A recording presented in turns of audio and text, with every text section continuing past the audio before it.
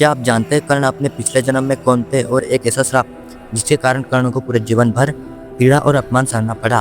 त्रेता युग की बात है। रावण का वध हो चुका था। विभीषण सिंहासन पर बैठ चुके थे। धरती पर शांति लौट आई थी। लेकिन असुर कुल में एक युवक था, दंभोदर, जिसके मन में घोर अहंकार भरा था। दंभोदर सिर्फ बलशाली नहीं बनना चाहता था, वह अमर, अजय और अनंत शक्ति वाला बनना चाहता था।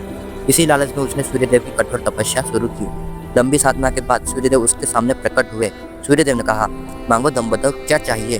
दंभोदर ने बिना सोचे कहा, मैं हमेशा जवान रहूं, असीम शक्ति मिले और मैं अमर रहूं। सूर्यदेव शांत रहे। अमृत तो किसी को नहीं दिया जाता, पर मैं तुम्हें 1000 अदृश्य स्वर्ण कवच देता हूँ। हर कवच टूटने से पहले शत्रु को 1000 वर्ष तपस्या करनी होगी और कवच तोड़ते ही शत्रु की उसी क्षण मृत्यु हो जाएगी।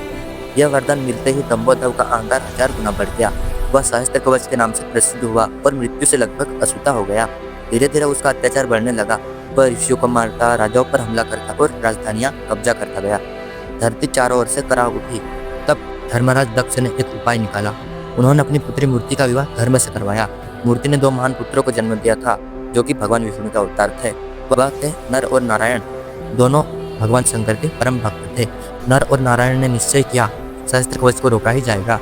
लेकिन सूर्यदेव का वरदान बहुत कठिन था, क्योंकि एक कवच तोड़ने के लिए 1000 वर्ष तपस्या करना जरूरी था और कवच टूटते ही योद्धा मर जाता था। इसलिए नर और नारायण ने एक अद्भुत योजना बनाई। एक 1000 साल तक तप करता तो दूसरा सहस्त्र कवच से युद्ध करता। यदि युद्ध करने वाला मरता तो तप करने वाला महामृत्युंजय मंत्र से उसके शरीर को फिर से जीवित कर देता। यह चक्र चलता रहा हजारों साल। वार, प्रहार, तपस्या, पुनर्जन्म। इतिहास में ऐसा युद्ध न कभी हुआ था, न फिर कभी होगा। सहस्त्र कवच के एक एक कवच टूटते गए। जब उसके 999 कवच टूट गए, तब अब केवल अंतिम कवच बचा था और तभी सहस्त्र कवच को समझ आ गया, यह साधारण शत्रु नहीं है, ये तो देवतुल्य है।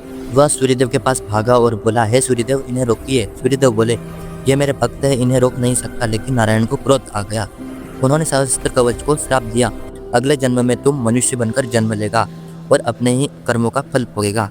समय बीता, युग बदल गया और द्वापर युग आया। नर और नारायण जन्मे, अर्जुन और कृष्ण के रूप में, और सहस्त्र कवच जन्मा कर्ण के रूप में।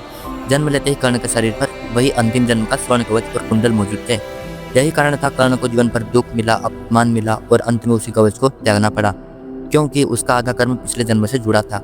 कहानी सुनकर अब आपको भी समझ आता होगा क्यों कर्ण इतना महान भी था और इतना पीड़ित था। कहते हैं कर्मों का फल कभी पीछा नहीं छोड़ता। कर्ण इसका सबसे बड़ा प्रमाण है। अगर आप भी कर्ण को महान मानते हैं तो कमेंट में लिखें दानवीर कर्ण।